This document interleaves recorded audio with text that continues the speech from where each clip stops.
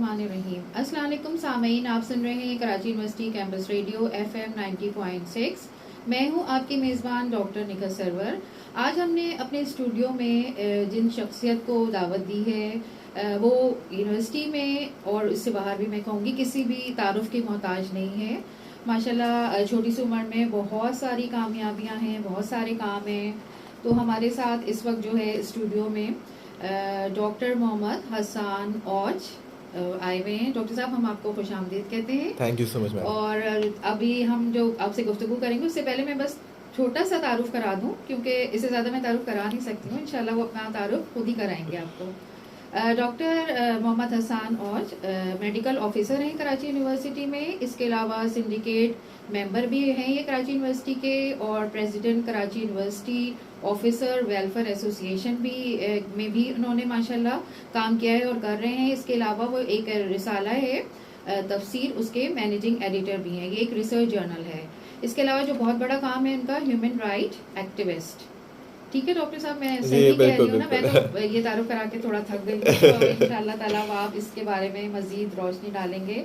और मैं बस सिर्फ ये कह दूँ कि डॉक्टर साहब के बारे में ये कह दूँ कि जैसे कहते हैं ना कि मसीहाई का काम करते हैं, तो इसकी तो मैं अभी गवाही दूंगी कि बहुत अच्छे मसीहा हैं, बहुत अच्छी मसीहाई करते हैं, जख्मों में मरहम भी बहुत अच्छे लगाते हैं। और जो है जिसे कहते हैं ना, हसन आप भी शायद डॉक्टर साहब में इस बात से इत्तेफाक करेंगे कि मरीजों की आधी बीमारी तो डॉक्टर साहब की बातों से ही सही हो जाती है।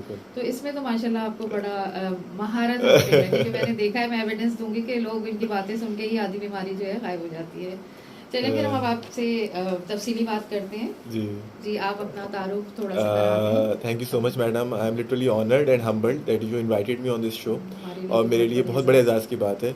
एक तो ये हमारी मादरे इल्मी है, और इधर यहाँ पर मुझे आपने बुलाया है, मेरे लिए बहुत एजाज़ की बात है।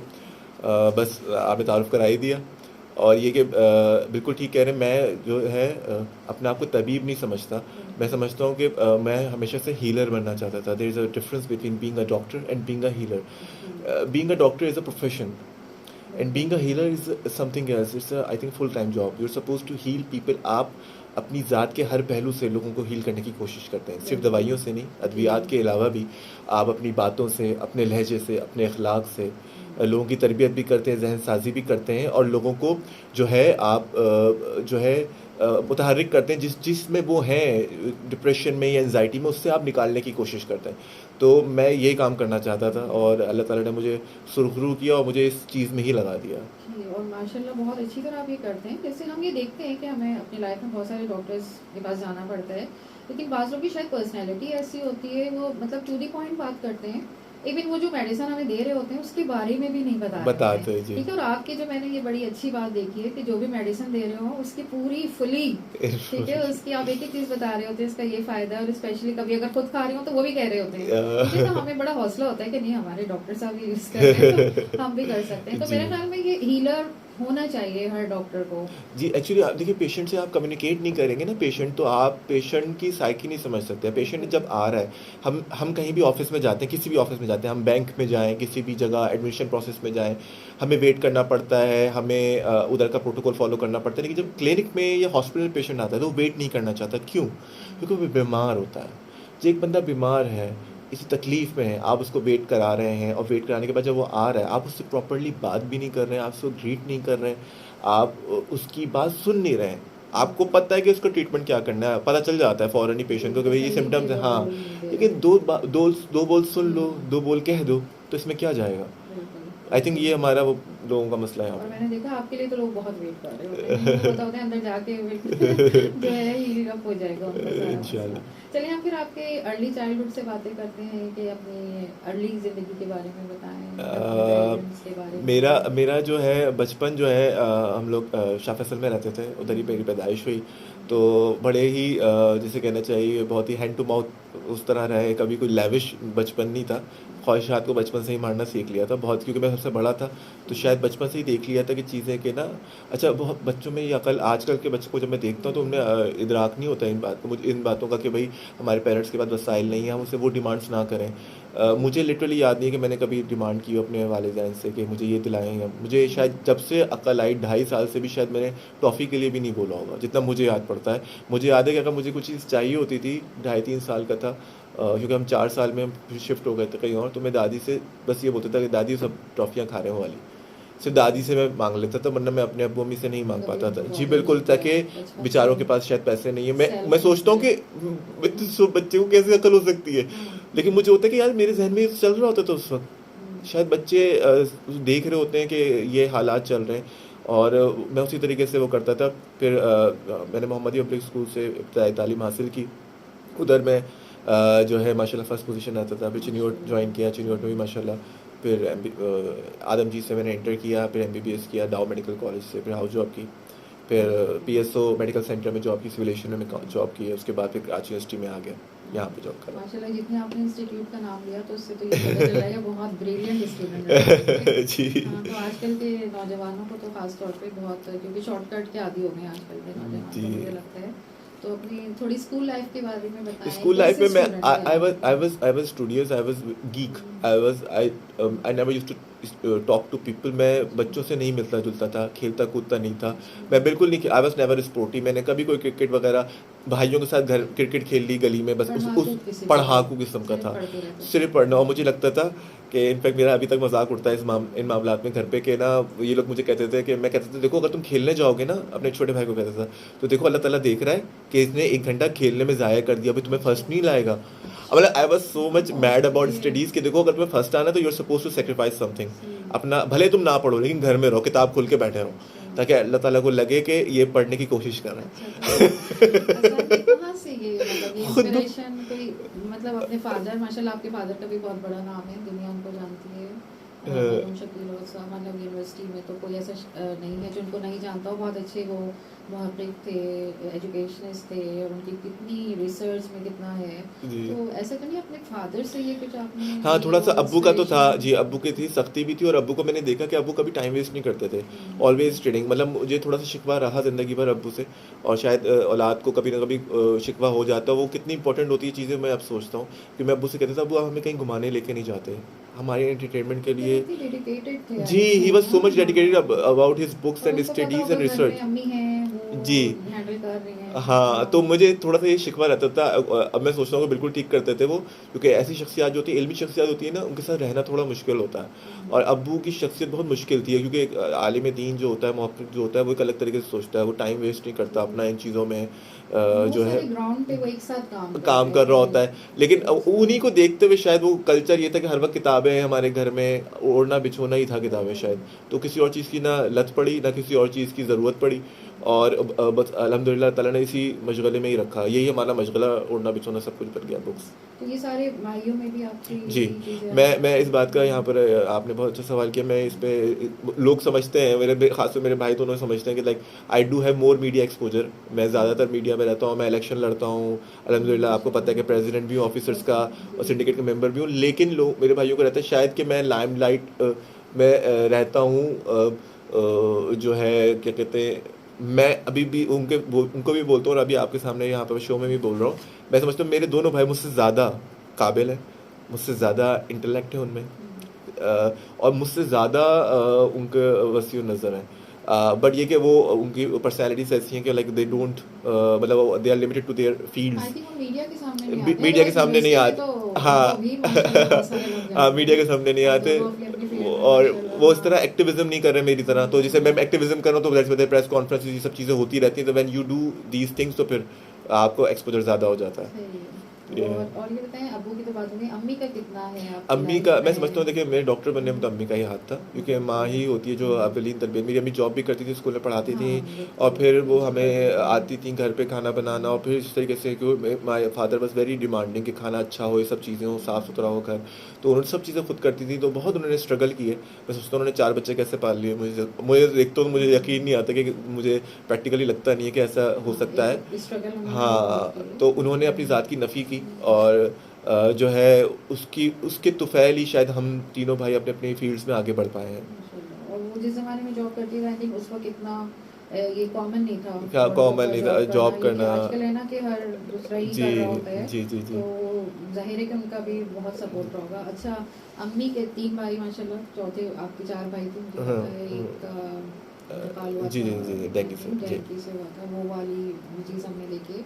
तो चहीता कौन सा है? आ, 3-4 बच्चों में एक होता है ना अम्मा का फेवरेट। हाँ हम हाँ, लोग असल में मैं बताऊँ शायद अम्मी का तो सब बराबर है। अम्मी के मामले में मैं समझता हूँ क्योंकि कोई बच्चे ये नहीं फेवरेट नहीं है। समझते, बच्चे हमेशा किसी और को ही समझ रहे हाँ होते हम हैं। हाँ? लोग छेड़खानी में तफरी में तो करते हैं कि आपका लाडला वो है, लेकिन अम्मी ने मेरे ख्याल में हम सबको बराबर ही नापा है। ना मेरे साथ भी कोई ज़्यादती नहीं की, ना मेरे भाइयों के साथ कोई ज़्यादती की किसी मामले में।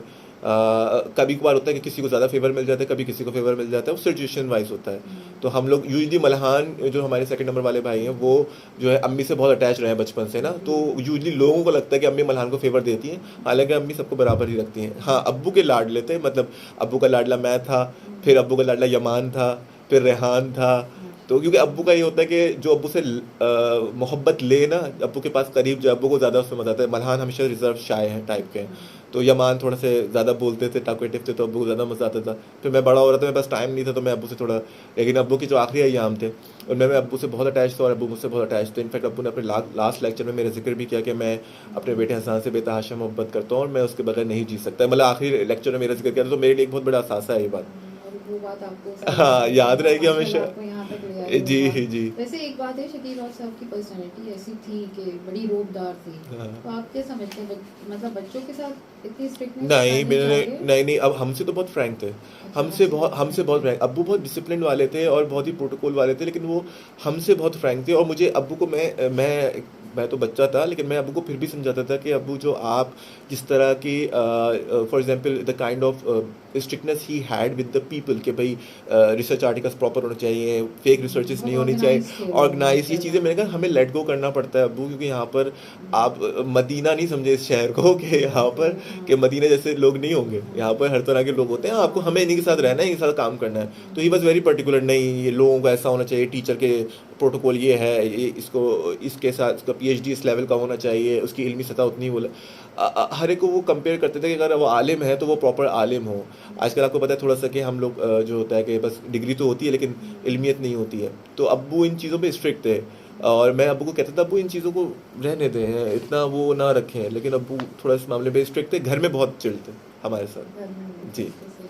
चलिए स्टूडेंट लाइफ की थोड़ी सी और बात करना है। कोई ऐसी, आप तो कहते हैं वैसे बड़ा फोकस थे, पढ़ाकू थे, कभी कोई ऐसी शरारत स्कूल नहीं कॉलेज मैंने कभी मैं सच यूनिवर्सिटी बताऊँ मुझे कभी कोई शरारत नहीं कभी की, और मैं नहीं? आई अच्छा। फील बैड कि मैंने कुछ भी नहीं किया, अपनी स्टूडेंट लाइफ में एंजॉय नहीं किया, बल्कि वो मैं समझता हूँ कि वो मेरी ज़िंदगी का ऐसा दौर है जिसको मैं याद नहीं करना चाहता। क्योंकि मैंने जो ज़िंदगी जो मेडिकल साइंसेस के दौर तक मैं असल ज़िंदगी तो अब जी रहा हूँ। अच्छा, हाँ मतलब वो टफ लाइफ थी मेरे लिए बहुत, कहते मैंने हैं ना अपने आप को एक मेडिकल। रडार में रखा हुआ था खुद, अपने गिर्द एक हिसार खींचा हुआ था, ना मैं किसी को करीब आने देता था और ना मैं किसी से इंटरमिंगल करता था। तो मैंने खुद आपकी ही, पढ़ाई की नीड थी? हाँ पढ़ाई मैंने शायद मेरा इन्फीरियॉरिटी कॉम्प्लेक्स था बहुत। मुझे I use to be bullied in school. मुझे मेरे दुबले पतले स्किनी होने की वजह से बहुत मजाक उड़ाया जाता था, सूखे और इस और आप तरीके लोग रश करते थे वहाँ पे ना, तो मैं जिम जाए आप इतने जी। स्मार्ट स्मार्ट नहीं तो करते मैं बचपन में ना मैं इसलिए बच्चों से फिर अच्छा, थोड़ा आप अवॉइड थे करता बच्चों था। को। फिर I use to made feel that I am ugly. I use to be very dark skinny. तो होता है ना लोग आपके नाम रख देते हैं, तो मैं फिर वैसे ही पढ़ाई में था, तो मुझे मैं जितना इंटरमिंगल करना होता था उससे भी मैं अच्छा, पीछे हट गया आप था। हो गए। तो मैं सोचता हूँ कि वो इन्फीरियॉरिटी कॉम्प्लेक्स जो था ना वो उसने मुझे बहुत नेगेटिव इन्फ्लुएंस, लेकिन उसकी रिएक्शन में ही मैं यहाँ पर पहुँचा हूँ। अल्टीमेटली उसने आपको बहुत फायदा पहुंचाया ना अल्टीमेटली अपने, क्योंकि मेडिकल स्टूडेंट्स को तो वैसे ही कहते हैं कि वो बस एक कमरे में बंद होते हैं, जी। ठीक है। और इसी तरह तो अब जो लोग मेडिकल पढ़ रहे हैं, ठीक है, आप उनके लिए क्या मतलब अगर मैसेज देना चाहें, किस तरह स्टडी, और क्योंकि आज की लाइफ तो बहुत ही आप नहीं हट सकते नहीं आप हट अपने सकते। सोशल लाइफ से। मैं जितने मेडिकल स्टूडेंट्स को मैडम देख रहा हूँ ना आजकल, मुझे तो लगता है वो बहुत ही वर्सटाइल है, और मैं तो इतना इम्प्रेस होता हूँ उनको देख के कि शुक्र है वो हमारी तरह नहीं है। अच्छा। कि हम लोग, क्योंकि मतलब मैं अपना कुछ समझता था कि मैं गरीब घर से हूँ, मुझे ज़्यादा मेहनत करनी है, कोई रिस्क नहीं ले सकता, मेरे अब्बा अफोर्ड नहीं कर सकते प्राइवेट मेडिकल फीस। तो मुझे तो बस मेरे पास तो डू एंड डाई सिचुएशन थी, जंग है जीतनी है, तो कुछ भी करके जीतनी है, बस पागलों की तरह पढ़ो, बस यही था। तो उसलिए वो आप जिसका फिर आपको पता है ना कि जब एडमिशन टेस्ट मैंने दिया था, क्वालिफाई किया था अल्हम्दुलिल्लाह, बस मेरिट नंबर 26 इन कराची, तो वो उसके बाद मेरा दिमाग लगता था मुझे हॉलो हो गया, 2 साल तक तो हॉलो रहा दिमाग, मैंने इतना अपना प्रेशर लगा दिया था। कि यहीं पढ़ना है और जी, यहीं जाना है, क्योंकि हाँ, पहले हमारे पास चॉइस भी नहीं होती थी नहीं ना। होती थी। अब तो हमारे पास इतने सारे जो है प्राइवेट इंस्टीट्यूट हैं। प्राइवेट की हम अफोर्ड नहीं कर सकते जी, थे, वही है ना, तो आज के पेरेंट्स मुझे लगता है बहुत ज़्यादा माशाल्लाह बच्चे, अकोमोडेटिंग है, हाँ। आज के बच्चे शायद सोने का क्षमता लेके ही वो पैदा वो होते हैं। जी। तो लेकिन उससे मेरे ख्याल में कि आपकी पर्सनैलिटी बहुत स्ट्रांग हुई है, क्योंकि आपको पता था आपने करना है ये काम, फोकस थे। अगर यहाँ नहीं जाएंगे तो आपको तो प्राइवेट तो नहीं भेजेगा। प्राइवेट नहीं हमारे भेजो। आज के बच्चों के पास तो इतनी चॉइसेस होती हैं मुझे कि लगता है आजकल के जो बच्चे हैं ना, वो पेरेंट्स पे वो प्रेशर करते हैं कि हमें ये जी, चाहिए, भले हम तुम कुछ भी करो। हम एग्जैक्टली। ऐसे होते थे कि मैं आपको एक एग्जांपल दूं, मेरा छोटा भाई यमान जो है वो आईबीए में उनका एडमिशन हुआ, तो वो उन्होंने बताऊँ क्या बोला अब्बू से, अब्बू आईबी की फीस आप कैसे देंगे, आप मेरा कराची यूनिवर्सिटी में एडमिशन करा दें, कराची यूनिवर्सिटी मैं पढ़ लूँगा, और वैसे भी प्रोफेसर के बच्चों की फीस वो होती है एग्जेम्प्टेड होती है, तो उन्होंने कहा मेरी फीस एग्जेम्प्ट हो जाएगी तो आपको खर्चा नहीं आएगा। मतलब अब्बू ने ये जवाब दिया कि बेटा ये मेरा सपना था कि मेरा बेटा आईबी में पढ़े, and why you saying this, मुझे कुछ भी करना पड़े, मैं जो है एडमिशन वो करवाऊंगा आईबीए में। मतलब ये हमारी हाँ, ये सेल्फ सेक्रीफाइसिंग नेचर थी होनी कि चाहिए, देखिए बच्चों को बिल्कुल। कितना इतना शऊर होता है आजकल के बच्चों को, बिल्कुल नहीं, मतलब नहीं, वो तो आजकल हमें तो मोबाइल मुझे चाहिए। लगता है कि बड़ी डिमांडिंग है। हाँ, ओवर डिमांडिंग पेरेंट्स को होता है कि आपने करना है करना है। किसी भी सूरत हाल में। तो वो मैं देख रही हूँ कि आप माशाल्लाह सारे भाइयों की बहुत अच्छी पर्सनालिटी बिल्ड हुई है। यमान को भी मैं देखा है कि बहुत नाइस टीचर, और ऐसा टीचर है कि हाँ में वो डिपार्टमेंट में जाता है तो स्टूडेंट अभी तक उनको याद कर रहे होते जी, हैं। तो ये सारी सो है इंस्पिरेशन। बहरहाल आपकी एक टफ लाइफ होती है, गुजारते हैं फिर अल्लाह ताला आप, नवाजता लेकिन है। फिर अल्लाह ताला नवाजता है, तो ये होनी चाहिए। तो मैं आपसे भी ये पूछना चाह रही थी कि आज के स्टूडेंट को आप क्या सजेशन देंगे कि पढ़ाई किस तरह करें। मतलब जैसे हम कहते हैं डिजिटल मीडिया का आजकल हमारी ज़िंदगी में बहुत ज़्यादा, हम्म एक कमरे में बंद होंगे तो मोबाइल के साथ ही बंद होंगे। हम्म। किस तरह डिवाइड करना चाहिए कि आप इससे हटा भी नहीं सकते उनको। हाँ, नहीं, smart studies, digital digital media को तो आप इग्नोर नहीं कर सकते। हमारे सारे नोट्स व्हाट्सएप पे ही आते हैं हमारे पास अब तो। एग्जैक्टली। जो बच्चों को मैं देखता हूँ तो बहुत अच्छी चीज़ है कि आप सीखने को मिल रहा है, लेकिन उससे आई साइड और माइंड की जो हमारे जो दिमाग है ना, उस साइनेप्सिस दिमाग में न्यूरॉन्स के दरमियान जो बन रहे होते हैं, वो इतनी तेज़ी से आदी नहीं है अभी तक इंसानों की ना। हमें किताब खोल के पढ़ने की तो हमारे दिमाग उसको डाइजेस्ट कर पाएगा, लेकिन उसको फ़ौरन ड्रेन आउट कर जाएगा एनर्जी को। तो हमें उसमें गैप्स भी देना चाहिए बच्चों को, जो सिस्टम है उसी तरह पढ़ना तो पड़ेगा ही, लेकिन ये कि अपने एक्सरसाइज का और मेडिटेशन का एक रखें। अगर नमाज़ पढ़ रहे हैं आप 5 वक्त और साथ साथ एक्सरसाइज कर रहे हैं, थोड़ी सी कार्डियो 15 to 20 मिनट्स डेली, तो मैं समझता हूँ आप डिजिटल मीडिया के एक्सपोजर से भी, उसके हैजर्ड से काफ़ी किसी हद तक महफूज रहेंगे। तो ये एक बहुत इंपॉर्टेंट चीज़ है जिसका हमें ध्यान रखना चाहिए बच्चों को।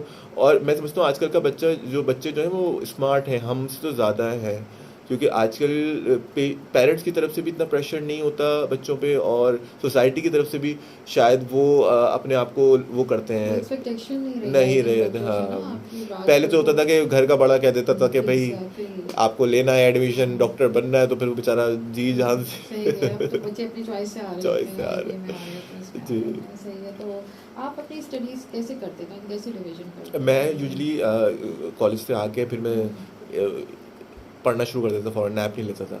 फिर मैं शाम में नैप लेता था, जब ये लोग खेलने जाते थे भाई वगैरह, मैं थोड़ा सा नैप ले लेता था, फिर दोबारा से पढ़ता था थॉरली। मतलब मेरा कोई टीवी का टाइम नहीं था, मेरा कोई एक्टिविटी नहीं थी सिवाय पढ़ाई के। अच्छा, मैं पढ़ाई नहीं भी कर रहा हूँ ना, तो if I am sitting randomly and going through the random thoughts, तो वो भी बुक्स खुली हुई होती थी। ये मुझे होता था कि बुक्स खुली रहनी चाहिए। आई थिंक मुझे लगता था कि अल्लाह ताला ऐसे इन्वायरमेंट के भी नंबर देंगे। इसी वजह से माशाल्लाह आपकी लैंग्वेज माशाल्लाह उर्दू अंग्रेजी दोनों एक बड़ा अच्छा वैसे बात करके आपसे होता है। आपने देखा होगा आजकल हम लोग लैग कर रहे हैं, चाहे इंग्लिश हो चाहे उर्दू हो, म्यार ही नहीं रहा। जी बिल्कुल। क्योंकि मुझे उर्दू पे बड़ा वो होता है अफसोस कि हमारे उर्दू बोलने वाले जो है इतने महदूद होते जा रहे हैं। मैं बड़े बड़े स्कॉलर्स को देखता हूँ, उनकी उर्दू सही नहीं होती और उसमें बहुत सारी अगलात होती हैं, तो मुझे बहुत मसला लगता है। मुझे लगता है कि कहीं ना कहीं बहुत हम अपनी लैंग्वेज पे ही मसाइल खड़े करते जा रहे हैं। आदत खत्म हो रही है ना, खत्म हो पढ़ने रहा है। लिखने का रुझान भी जी हमारा बहुत खत्म हो गया जी। है। पहले स्कूल घूम पढ़ते थे बच्चों को, अब स्कूल इंग्लिश भी पे फोकस है, हालांकि मादरी ज़बान तो पहले फोकस होना इंग्लिश में भी चाहिए, होना होना चाहिए, चाहिए, डेफिनेटली होना चाहिए, ज़बान के साथ बट चलना है आपको। इट्स हाँ, नॉट द प्राइमरी थिंग। लेकिन मदर हाँ, मदर टंग टंग कहते तो हैं, या मादरी ज़बान को भी मादरी, साथ लेके चलना चाहिए, तो इसके लिए पढ़ना चाहिए। हाँ। कैसे बच्चों को मोटिवेट करें, आजकल तो बच्चे मोटिवेशन होती नहीं है उनको कुछ पढ़ने मैडम की। मैं ये इसका जिक्र कई जगह कर भी चुका हूँ, मैं दोबारा इधर रिपीट करूँगा इस बात को।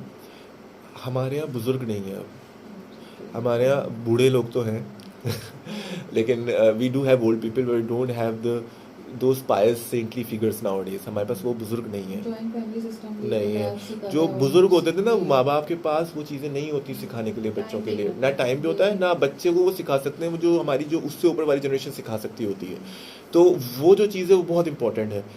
हमारे जो बुजुर्ग हैं वो अब हमारे यहाँ आपको नज़र आएंगे, लेकिन ना उनकी वो खुद उनकी उर्दू उर्दू आउट होती जी, है, हाँ। उर्दू उनकी आउट होती है, उनका खुद वो अलग एक्सपोजर नहीं होता, वो खुद बच्चों को मटेरियलिस्टिक बना रहे होते हैं।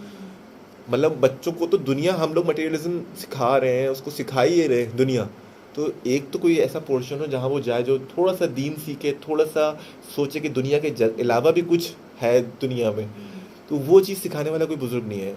मतलब बहुत खैर रिजाल है इस वक्त, मैं समझता हूँ। अगर अगर हमारे यहाँ ऐसे बुजुर्ग हों, हमारे माशरे में हर गली में एक दो बुजुर्ग ऐसे हो, तो मतलब बच्चे उनकी सोबत में बैठे हैं, उनके पास रोज़ाना रात में बैठे हैं, 2 घंटे नशिश 1 घंटे नशिश लगाएं, सिर्फ सुनते रहें उनकी बातें, इतनी इतनी अच्छी तरबियत हो जाएगी इन बच्चों की कि इसमें फिर घर का माहौल भी है, अब टेम्परामेंट नहीं रहा है लोगों का कि हम शायद एक तो हम किसी की बात बर्दाश्त नहीं करते हैं। बच्चे सुन नहीं सकते हैं। आजकल तो हमारे पेरेंट्स जो होते थे वो हम पेरेंट्स क्या, कोई डांट दे क्या मार ले, सिर्फ पेरेंट्स नहीं, चाचा ताया मामा सबको अलाउ होता था। पहले होता था जवाब देना मना है जवाब देना मना है। अब बच्चे कहते हैं कि नहीं हम तो बता रहे हैं, आपको क्लियर कर रहे हैं। अच्छा वो उनकी देखिए ये ना हर चीज़ में जवाब देना, हर चीज़ में नहीं, वो जवाब देने का रवैया लहजा भी वैल्यूज भी चेंज हो गई है ना, अब जी। इसको हम बदतमीजी नहीं समझते हैं, और पहले हमें होता था बड़ों को जवाब देना। और नहीं, लहजा कितना गलत होता है। अच्छा आप बात समझाएं तो उस वक्त ना समझाएं, बाद में कहें कि सर या दादा जान अब्बू जान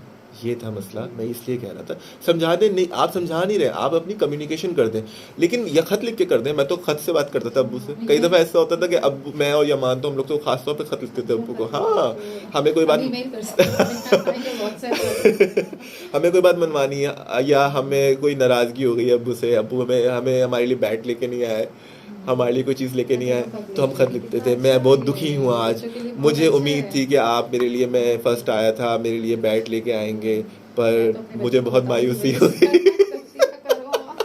बहुत अच्छा है ये कॉन्सेप्ट है, ये करना चाहिए इसको प्रमोट।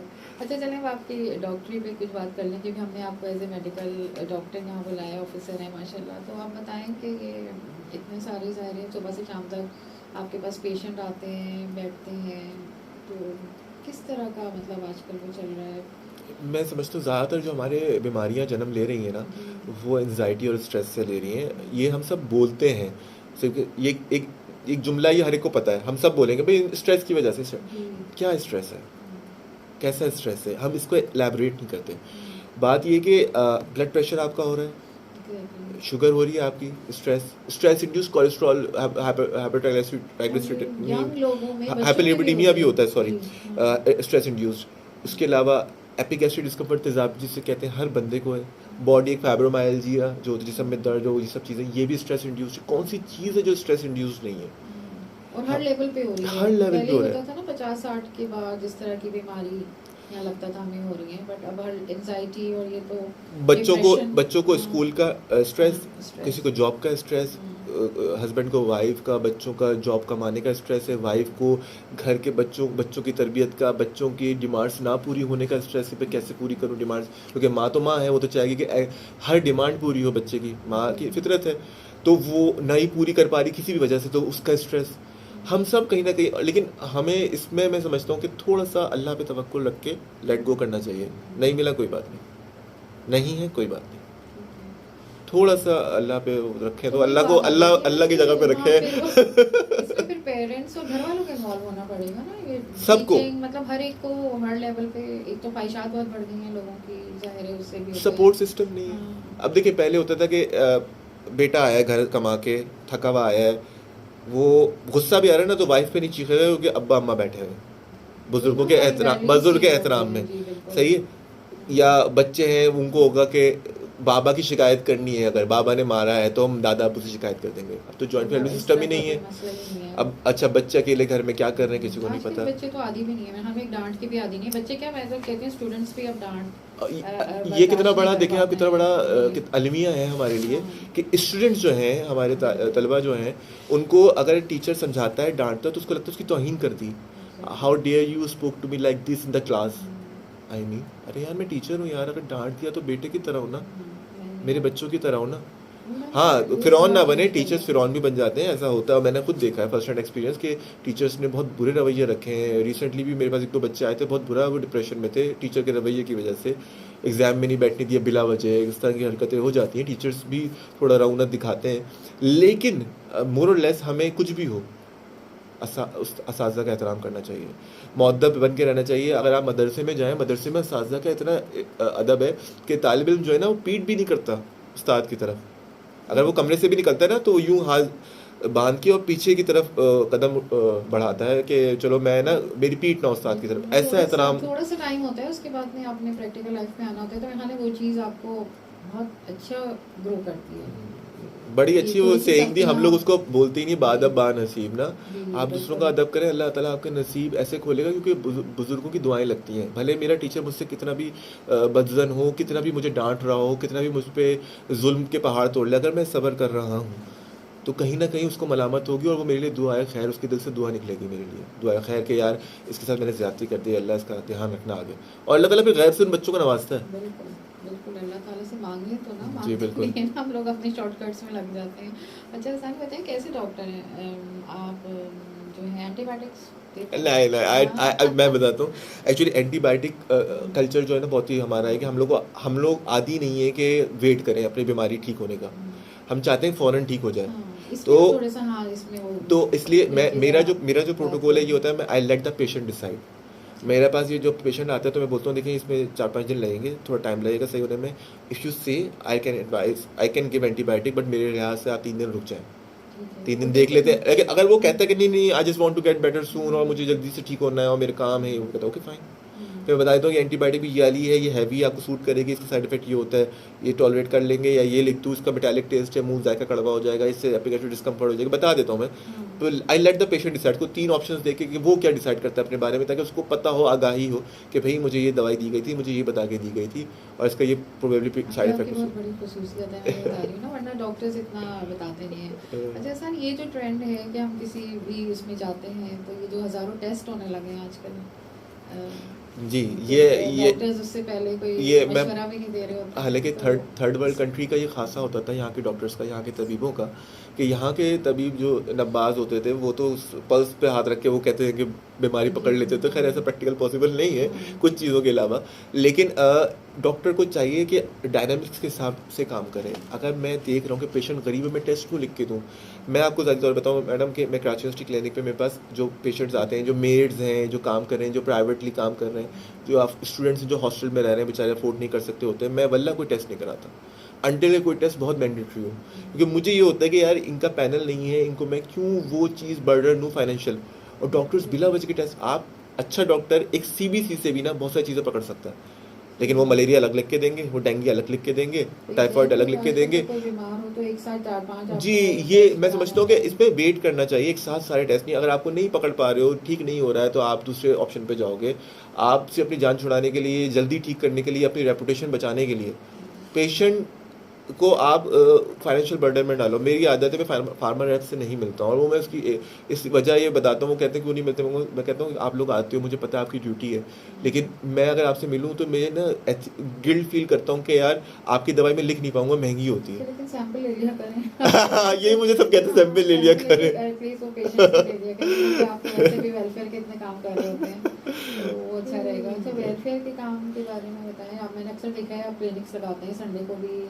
जी, मैंने अल्हम्दुलिल्लाह JDC जाफर दरअसल साहब बहुत कैंप्स किए, खासतौर पर जब उनका अर्ली फेज था। उसके बाद NW Nusrat welfare organization Ali Taj उसको देख रहे हैं, उनके साथ बहुत कैंप्स किए हैं, मेडिकल कैंप्स। अभी हाल ही में मैंने पाकिस्तान काउंसिल ऑफ यूथ के साथ कैंप किया। बाकी वैसे भी बहुत सारे कैंप्स मुख्तलिफ लोगों के जो NGOs रजिस्टर्ड नहीं भी होती हैं उनके साथ भी हम कैंप्स कर रहे होते हैं। बहुत वो मुझे उसमें मज़ा आता है, लेकिन मुझे होता है कि उसमें क्योंकि जो हम जाते हैं कहीं तो वो चाहते हैं कि हम फ्री मेडिसिन भी दें, तो हमेशा ऐसा पॉसिबल नहीं हो पा रहा होता।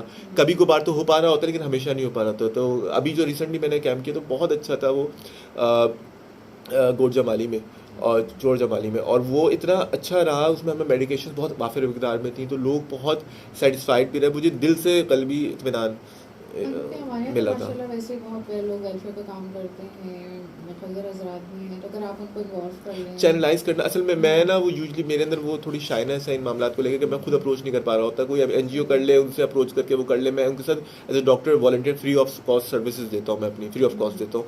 कोई भी मुझे मेडिकल कैम्प मैंने चार्ज नहीं किया किसी मेडिकल कैम्प के लिए। लेकिन ये कि वो लोग अगर वो खुद करें तो बहुत अच्छा रहे कि वो लोगों से मेडिकेशंस की मद में अरेंज करवा लें कुछ, तो अच्छा रहे। अच्छा एहसान, कभी किसी पेशेंट में गुस्सा आए? जी बहुत बहुत बहुत ही सारे पेशेंट्स पे गुस्सा मुझे आ जाता है जब वो इजहार करते थे आप? जी बिल्कुल, वो ट्रेनिंग करता हूँ उनकी तरबियत। अगर वो लाइन तोड़ के आते हैं मुझे बहुत सीरियसली मुझे गुस्सा आता है। देखिए फॉर एग्जांपल एक इमरजेंसी होती है, हमें पता होता है। अब ये है, अब एक पेशेंट की हैबिट है, अच्छा वो लाइन तोड़ के आया तो 5-10 मिनट का काम हो, आपका काम भी आधे घंटे का है। तो जो पेशेंट पहले बैठा है उसका, मुझे याद है डॉक्टर मरहूम डॉक्टर अजमल के पास में गया। उस दिन क्या हुआ था कि एक पेशेंट फाइल रखी हुई थी, उसकी फाइल रखी रही और वो मेरे ख्याल में ग्रेड 1 के एम्प्लॉय थे एससीजे के। और उसके बाद कोई 1 घंटे तक लोग आते रहे और ज़्यादातर यूनियन वाले जो होते हैं ना वो आ गए, डॉक्टर साहब ये लिख दें, वो लिख दें, ये कर दें, वो कर दें सब। फिर मैंने कहा यार ये पेशेंट पता नहीं आ ही नहीं रहा। मैंने कहा शायद कोई बच्चा है, बच्चे थोड़े शाय होते हैं। मैंने कहा बच्चा आया है को दिखाने, मैंने कहा कहने वो बैठे हुए वालदा बैठी हुई। जो मेरा जो टेम्पर लूज़ हुआ है, मैं बहुत I shouted at everyone in the clinic. मैं उसी दिन अजमल साहब के पास मैं शाम में घर गया और मैंने कहा उनके लोग और सारी टीम बैठी हुई थी। मैंने कहा सर देखें ग्रेड 1 हो या ग्रेड 21, मैं आपको बता रहा हूँ, को कितनी भी शिकायतें करें मेरी आके, मैं टॉलरेट नहीं करूँगा, अगर लाइन से देखूंगा। तो उन्होंने कहा नहीं बिल्कुल, उन्होंने मुझे इस पर इंकरेज किया। उन्होंने कहा नहीं एक्नॉलेज किया कि नहीं असल में हमारे जो है मतलब देखें मैं किसी को वो नहीं कह रहा, इमरजेंसी होती है जल्दी, लेकिन आपको पता हो कि आप लाइन तोड़ के आओ, छोटा सा काम है, समझ में आता है। लेकिन अगर आप अपनी वो फिर वो मेरा प्रमोशन नहीं हुआ, मेरे पॉलिटिक्स भी शुरू हो जाती है उधर। अरे यार यहाँ पे मैं क्लिनिक कर रहा हूँ, तो वो अच्छा फिर पेशेंट इंसिस्ट करते हैं कि टेस्ट लिख दें आप ये वाले। अरे मैं क्यों लिखूँ, पैनल पे है तो लिख दूँ। ऐसा नहीं होता है। पैनल हमें कराची यूनिवर्सिटी का पैनल है, मैं यहाँ पर कराची यूनिवर्सिटी को बेचने नहीं बैठा हुआ। मैं सिर्फ वो टेस्ट लिखूंगा जो रेलेवेंट है, जो कि इम्पोर्टेंट है, जिसकी ज़रूरत है आपको। एग्जैक्टली और इस तरह की चीज़ें जब होती है ना, जब मुझे लगता है कि ये लोग थोड़ा सा इसमें एलिमेंट ऐसा आ रहा है जहाँ फ्रॉड का एलिमेंट आ रहा है, तो मैं उधर गुस्सा आ जाता है। थोड़ा तो नॉर्मल है ना। अच्छा इतने सारे आपने माशाल्लाह ओहदे रखे हुए हैं, आप रिसर्च जर्नल भी चला रहे हैं, सिंडिकेट में भी हैं और ह्यूमन राइट एक्टिविस्ट भी हैं, तो कैसे मैनेज करते हैं? घर वालों को टाइम देते हैं? मैडम ये आपने इतना, घर वालों के लिए बिल्कुल टाइम नहीं होता और मेरी वाइफ मुझसे बहुत खफा रहती है, इसलिए मैं अपने बच्चे को भी टाइम नहीं दे पा रहा।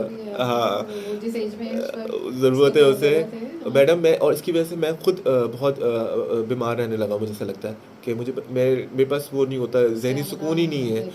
मेरी किताब मुझसे नहीं पढ़ा जा रहा, बिल्कुल पढ़ने का टाइम नहीं है ना। मतलब मैं किताब खोलूँ 2 पेज ही पढ़ पाता हूँ कि कोई ना कोई काम होता है। और ख़ासतौर पर सियासत आपको बहुत ड्रेन कर लेती है, अननेसेसरी कमेंट्स, अननेसेसरी क्रिटिसिज्म। अच्छा क्रिटिसिज्म मैं सिर्फ उसका ही सीरियस लेता हूँ जो मुझे लगता है कि वर्दी एनफ है। नहीं, जो वर्दी एनफ है कि ये बंदा खुद एक ईमानदार आदमी है, इसने क्रिटिसिज्म किया है तो मैं इसकी इज्जत करूँगा। अब एक आदमी जो खुद का वो क्लियर नहीं है रिकॉर्ड, वो क्रिटिसिज्म कर रहा है तो मुझे इतना फ़र्क नहीं पड़ रहा होता। देखिए मुझे ये होता है कि यार अभी मैं थोड़ा सा ब्रेक लूँ, I should focus on my studies a bit. मुझे थोड़ा सा कुछ लिखना है, कुछ पढ़ना है। जो अब्बू का मिशन में चलाना चाह रहा था, कुछ किताबें बीच में रुकी हुई हैं जो मैं लिख रहा था और वो कंप्लीट करनी है, घर को टाइम नहीं दे पा रहा, तो मैं अभी इंशाल्लाह थोड़ा सा ब्रेक लूँगा। प्रोफेशनल लाइफ में आपका क्या ख्याल है? पॉलिटिक्स एक तरफ होनी चाहिए ना, प्रोफेशनल लाइफ और पॉलिटिक्स मिलके। देखिए कराची यूनिवर्सिटी गवर्नमेंट इदारा है, कराची यूनिवर्सिटी में प्राइवेट इदारों में तो कोई वैसे एसोसिएशंस नहीं होती है। हमारे यहाँ वेलफेयर एसोसिएशन है, एम्प्लॉयज़ की भी, ऑफिसर्स की भी है। अच्छा सिंडिकेट भी एक इलेक्टेड बॉडी है, कॉन्स्टिट्यूशनल ऐसा है कि उसमें उसी कॉन्स्टिट्यूशन के आपको एक बंदा इलेक्ट करेगा तो पॉलिटिक्स ही करनी पड़ेगी। जी मोहब्बती सब हमारे एम्प्लॉयज़ की, ऑफिसर्स की। लेकिन मैं बताऊँ यही है कि अच्छा जैसे ये इसमें जब इलेक्ट होना पड़ता है तो आपको पॉलिटिक्स तो करनी है ना। फिर आपको अगर आपको इलेक्शन लड़ना है तो आपको अपने बताना पड़ेगा, करनी होगी, पूरी करनी है। हाँ अब समझते हैं कि रातों रात हो जाएगा। अच्छा उनको ये भी लगता है कि बहुत सारी चीज़ें ऐसी होती हैं, उनको लगता है कि शायद जो है वो हम एसोसिएशन से काम जो होता है वो होता है इश्यूज़ को हाईलाइट करना, उनको फोरम पे प्रॉपर्ली प्रेजेंट करना और उसकी अप्रूवल के लिए हर मुमकिन कोशिश करना। कंसर्न वो- अथॉरिटी तक पहुंचाना एग्जैक्टली आपका काम है, exactly, प्रॉपर हाँ, प्रॉपर बिल्कुल। उसको डेकोरेट करके। अच्छा, उनको ये लगता है कि हम लड़ाई झगड़ा करके करवाएं, Exactly. ये मैं नहीं करना चाहता हूँ, ये ना मैं करता हूँ। तरबियत आप कर सकते हैं लेकिन अच्छा, मैं जब सदर बना ना तो मुझे हमारे जो सीनियर्स थे उन्होंने मुझे, इसलिए मैं जब जूनियर था, आपको पता है I am the youngest officer probably, तो उन्होंने यही कहा कि हसन, हम उन्होंने समझाया कि हसन अगर आप नहीं आएंगे ना तो you are a genuine person, you don't have personal वो कोई अपना वो नहीं है, एजेंडा नहीं है। लीडरशिप क्वालिटी है अच्छा, ये तो है, मैंने तो अच्छा मुझे उन्होंने कहा देखिए आप बड़ी सिक्योर हैं कि आपको कोई वो अपना कोई गर्ज नहीं है ना, आपको घर लेना, आपका घर ऑलरेडी है, आपको ना कोई जॉब पक्की करानी है, पक्की है, आपको कोई आपकी बात एजेंडा, सुनी जाएगी, हाँ हाँ। आपका एजेंडा अपने ऊपर नहीं कि आप आएंगे अपने काम करा के निकल जाएंगे, तो इसलिए आप हमारे लिए बड़ी सेफेस्ट बेट हैं।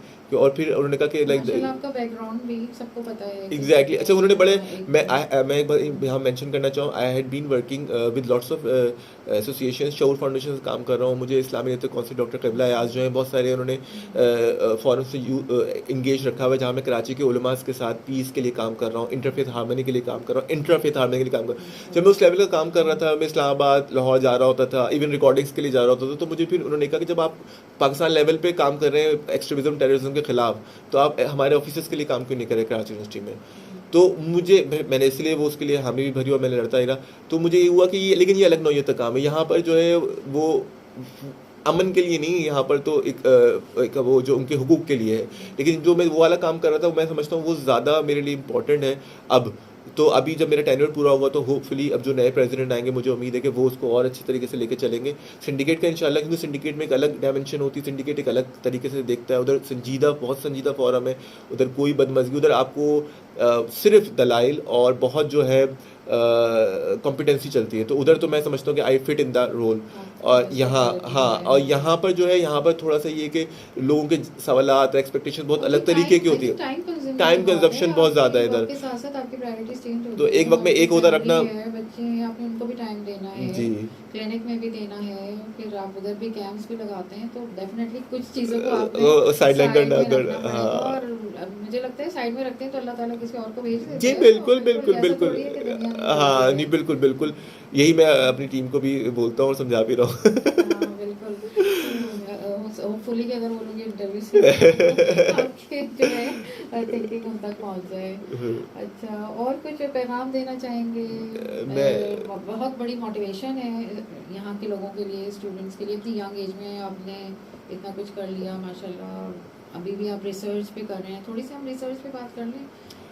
रिसर्च जर्नल हमारा तफसीर निकलता है, और अब्बू जो थे, अब्बू ने रिसाला स्टार्ट किया था, वाई कैटेगरी जर्नल था, उसको अल्हम्दुलिल्लाह हम चला रहे हैं, और अभी वक्ती तौर पे उसकी कुछ मसाइल आए हुए हैं अभी पिछले 1 साल से, तो उसकी हम क्लियरेंस करें, इंशाल्लाह वो भी हल हो जाएंगे। तो हमने उस पर ये शर्त रखी कि भाई रिसर्च आर्टिकल्स जो हैं वह अपने लोगों के नहीं लगाते, हम इस तरह रखते हैं कि भाई प्रोटोकॉल के क्राइटेरिया के जो मेरिट पे होगा ना वो से दोस्ती यारी में नहीं होगा, तो ये एक बड़ा अच्छा है कि मेरिट का सिस्टम बरकरार रहता है। रिसर्चेस ना मैं समझता हूँ, मैं तो क्योंकि इस्लामिक रिसर्च जर्नल निकाल रहा हूँ तो मैं उधर आर्टिकल्स मैं स्क्रूटनी करने के लिए मैं ही भेज रहा होता हूँ, तो मुझे आइडिया है, मुझे लगता है कि थोड़ा सा मतलब रिसर्च हो रही है या कम हो रही है और होनी चाहिए? लेवल वो नहीं है, आइडियाज़ पे हम डिबेट नहीं कर रहे, हम मुक़ल्लिद ज़्यादा बने हुए हैं। मुक़ल्लिद होना अच्छी चीज़ है, लेकिन being a researcher you suppose to think out of the box a bit, उससे आपके अकायद पे कुछ ज़रूरत नहीं पड़ रही, लेकिन ये है कि थोड़ा सा आउट ऑफ द बॉक्स सोचने में कोई कबाहत भी नहीं है। तो ये चीज़ जो है ना, मैं समझता हूँ कि वो उधर मैं थोड़ा सा डिसअपॉइंट हो जाता हूँ कि यार इसको इस तरह भी प्रेजेंट करें आइडियाज़, क्योंकि अब तो दुनिया ग्लोबल विलेज बन चुकी है, अब आपकी उन चीज़ों को उस तरह एक रैशनल माइंड एक्सेप्ट नहीं करेगा।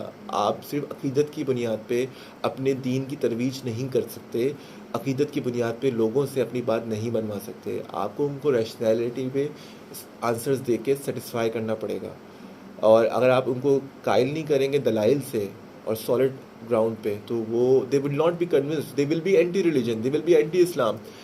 आप ये देखें यूरोप में क्रिश्चियनिटी के साथ क्या हुआ है, क्रिश्चियंस जो थे जितने वो अब कोई मज़हब को फॉलो नहीं करता, most of them are they have no religion. तो ये कहीं इस्लाम के साथ ना हो जाए, ये मुसलमानों के साथ ना हो जाए। क्योंकि अब जो नेक्स्ट जो सदी आने वाले जो होगी, इसमें जो हम चल रहे हैं, जिसमें एंड तक तो फिर मुझे लगता है कि हम बहुत ज़्यादा एंटी रिलीजन हो जाएंगे, ए रिलीजियस हो जाएंगे। हाँ, देयर हैज़ टू बी। आप खुद लिखते हैं रिसर्च आर्टिकल? जी, मैंने लिखे हैं। जी जी जी प्रोसेस जी में जी है। प्रोसेस में भी हैं। मैंने कहा आपको इस तरफ मेरे को मुझे बस थोड़ा सा ये है कि ना मैडम ये, सियासत से निकल के हाँ, नहीं मेरा फोकस ना ये है कि मैं अकेला नहीं, और भी बहुत सारे लोग हैं हमारे बहुत अच्छे से लिखने वाले हैं, लेकिन वो समाजी दबाव की वजह से नहीं लिख पाते हैं। कुछ कहना भी बहुत जी बिल्कुल यही है, लेकिन मैं pressure समझता हूँ कि एक होता है। आलिम की रिस्पॉन्सिबिलिटी है। अगर आप स्कॉलर हो, Research अल्लाह ताला ने करके आपको आगे शऊर अता किया है, तो आपकी ज़िम्मेदारी है कि आप वो पैगाम पहुँचाएँ, इल्मी दलाइल के साथ उलमा तक पहुँचाएँ। आपको लग रहा है आपकी जान को मसला हो सकता है, जान को ख़तरा हो सकता है, तो आप ये देखें कि वैसे कौन सी हमारी जान महफूज है कराची में, तो लेकिन हक कहना चाहिए ना, कहना आपकी चाहिए। आवाज़ पहुंचनी चाहिए, ये है। जी। अच्छा डॉक्टर हसन, बहुत अच्छी आपसे गुफ्तगू रही। अब हमारे प्रोग्राम का टाइम खत्म हो रहा है, तो जी। मैं थोड़े से आपसे अपने सामीन के लिए एक rapid fire sort of questions करूंगी, ताकि उनको, और ये बिल्कुल रैंडमली मैंने जो है बनाए, जी बिल्कुल। तो आप वो भी इंजॉय करेंगे और हम भी इंजॉय करेंगे, ठीक है? आप अपनी हमें सबसे पहले बताएं, फेवरेट आपकी क्या है? फेवरेट फूड क्या है? फेवरेट फूड क्या है? मेरे ख्याल में कीमा आलू। वैसे तो आपकी देख के जैसे आपको लगता नहीं है कि आपको खाने में से कोई दिलचस्पी है। नहीं, मैं नहीं खाता वैसे। कीमा आलू मुझे पसंद है, क्योंकि वो it's I think the best amalgamation of vegetable मतलब एंड बिरयानी नहीं, वैसे मीट। कराची वाले तो बिरयानी भी है, हाँ, कराची दाल चावल सबसे ज्यादा होता है। अच्छा, कभी पकाने का शौक है? नहीं, बिल्कुल भी अंडा तलना होता है। अंडा तलना आता है, सही है। अच्छा, अपना कोई बेस्ट कॉम्प्लीमेंट बताएं जो आपको अभी तक कोई बेस्ट कॉम्प्लीमेंट मिला हो अबाउट योर पर्सनालिटी। मुझे लोगों ने कहा था कि कुछ लोग वलीउल्लाह अपने हुलिये से दिखते हैं, आप एक्चुअली वलीउल्लाह हैं। माशाल्लाह। ये मुझे किसी ने कहा था। एंड समवन मुझे किसी ऐसे नहीं कहा था randomly, someone who was very well genuine and responsible person of society, उसने कहा था, तो इसलिए मेरे लिए बहुत बड़ा कॉम्प्लीमेंट है जी। हाँ, शायद मैं वो उस वक्त मैं बिल्कुल रोंगटे खड़े हो गए थे मेरे उस वक्त। अच्छा, ये बताएं, फ्री टाइम कैसे स्पेंड करते हैं, अगर कभी फ्री टाइम मिल जाए? मैं बुक्स पढ़ते हैं। हर वक्त मेरे साथ रहती है। मैं एक पेज भी पढ़ लूँ, आधा पैराग्राफ भी पढ़ लूँ, मैं बच्चा मेरी गोद में भी हो तो मैं कोशिश करता हूँ कि बुक्स या बैकग्राउंड में लेक्चर चलता रहे, कोई ना कोई। मैं लिटरली बताऊँ, मैं कुछ भी कर रहा हूँ, पीछे लेक्चर चलता रहता है, तो कोई ना कोई कान में कोई जुमला चलता ही रहा है। मतलब मैं नहीं भी सुन रहा, मेरा फोकस पूरा उस पर नहीं भी है, तो बैकग्राउंड में चल रहा है वो लेक्चर। अच्छा, फेवरेट प्लेस बताएं आपकी कौन सी है जो आप? मुझे कराची यूनिवर्सिटी लगती है, Karachi university. Karachi university seriously, I had been to Dubai, Malaysia, अच्छा। बट पूरे पाकिस्तान में तकरीबन नारायण कागान, शुगरान, सिरी पाए, अच्छा। मरी, सब जगह गया हुआ हूँ, लेकिन आई लव कराची यूनिवर्सिटी। आपको सुकून ही नहीं मिलता है? सुकून इधर की कबर में सुकून कबर में है, इधर की कबर में, कराची यूनिवर्सिटी की कबर। इंशाल्लाह हमारे से इसका काम भी होगा। आप बताएं, फेवरेट ड्रेस बता दें क्या है आपका? फेवरेट ड्रेस जो है मुझे kurta pajama, typical Mohajir dress is my favourite dress. Dress. बहुत अच्छी तरह कैरी करते हैं। I feel comfortable. तो मैंने कहा कैरी करना बहुत अच्छा आता है। अच्छा, कोई बिगेस्ट डिसअपॉइंटमेंट? हाँ, biggest disappointment that I had been in love. मुझे मोहब्बत हुई थी 2 दफ़ा, और वो दोनों दफ़ा गलत हुई थी। जल्दी कर ली होगी बचपन में? नहीं, it was in my 20 after 25, अच्छा। तो आई थिंक वो दोनों गलत हुई थी और वो होनी नहीं चाहिए थी। तो अब निकल आए ना उससे? जी बिल्कुल, अल्हम्दुलिल्लाह। क्योंकि आपकी वाइफ भी सुन रही है। हाँ, उनको सब पता है जब वो मेरी वाइफ है। सुन रही होंगी। अच्छा, कोई 3 वर्ड्स बताएं जो आपकी पर्सनालिटी को डिफाइन करें। I think sincere and spiritual and odds defying, courageous हूँ मैं। I can do anything for people, I can go to any extent. अगर मुझे लगता है मैं जालिम के खिलाफ किसी भी हद तक जा सकता हूँ, ये मेरे अंदर है।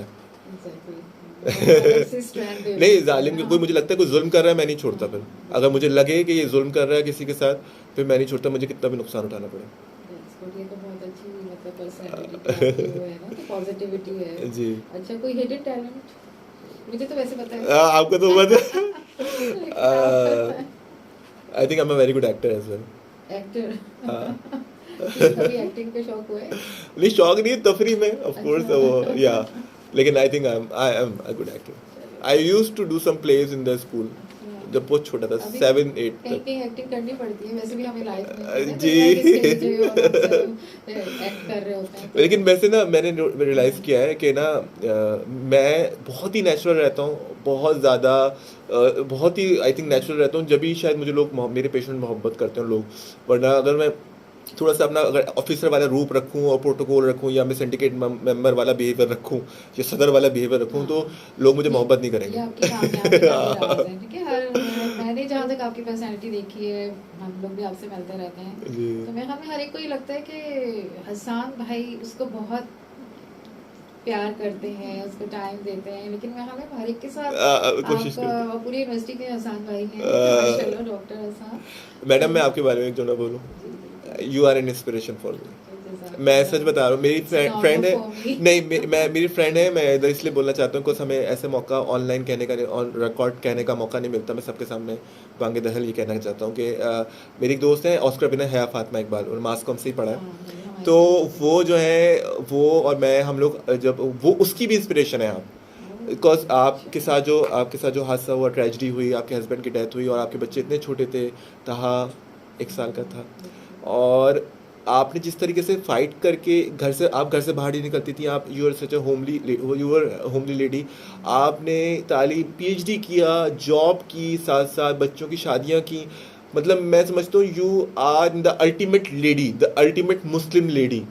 हम समझते हैं कि इस्लाम हमें रोकता है और ये करता है, you are the ultimate Muslim lady, you killed it माशाल्लाह। बस आप जैसे लोग मुझे मिलते हैं, मैं बता रहा हूँ नहीं, यू आर एन इंस्पिरेशन। मेरी तो मदर इतनी बड़ी फैन आपकी रही है कि मैडम नहीं, इस वक्त मैं सिर्फ आपका जिक्र करूंगा कि हमारी बच्चियों को ये देखना चाहिए, आपसे सीखना चाहिए, जो खातून घर से नहीं निकली थी, उनको जॉब करनी पड़ी बच्चों के लिए, और उन्हें स्टडी भी की, पीएचडी भी किया, and still so much motivated. तो हम सब खवातीन और बच्चों सब के लिए आप हमारे लिए मोटिवेशन है जी। नहीं, आई वांटेड टू से ऑन रिकॉर्ड। देखिए होना चाहिए, देखिए माशरा इसी तरह आगे बढ़ता है। अगर वही बात है कि हम किसी भी चीज़ को लेके बैठ जाएंगे तो आप भी रोना धोना करके घर में बैठ जाती हैं। मैंने भी अपनी लाइफ से ही सीखा कि पॉजिटिव रहें, ठीक है। बुरे हालात आते हैं लेकिन हमेशा के लिए नहीं होते हैं, आते हैं चले भी जाते हैं, बट ये कि आपने हिम्मत करनी होती है, और आप हिम्मत करते हैं तो माशाल्लाह, अल्लाह ताला आपका साथ देते हैं। तो बहुत अच्छी बातचीत रही doctor Hasan, thank you thank you so so much. Much. दिल तो नहीं भरा है, बाकी फिर आप इंशाल्लाह इंशाल्लाह। ताला ज़रूर अपने प्रोग्राम में बुलाएंगे और इसको कैरी ऑन करेंगे, ठीक है। तो इंशाल्लाह। बहुत शुक्रिया, थैंक यू सो मच। अच्छा सामीन, इसके साथ ही हमारे आज के प्रोग्राम का वक्त खत्म हुआ। इंशाल्लाह हम अपने नेक्स्ट